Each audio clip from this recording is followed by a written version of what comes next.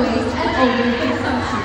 He proclaims, with awareness, freedom, and hope, we can save the earth. Behold Thermal Blue, resilience rebuild. Sacks and fabrics made sadly, plastics made themselves, while flowers will wither.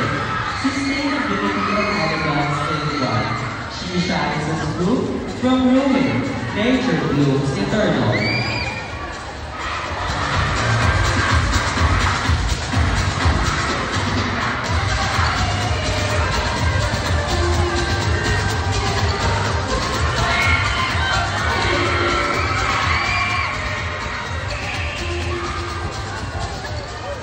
Imagine waking up one day, and the skies are gray, the trees are silent, and the river's dry. No bird singings, no fresh air, and no clean water. Just silence. That is not a dream. That is the reality and the future that we will face if we do not act right now. And as the historicity of great knight St. Thomas Aquinas, I believe that saving the earth is not taking big moves. It starts with simple steps.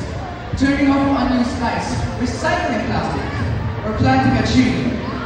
With these small steps, when done together, create a very powerful wave of change.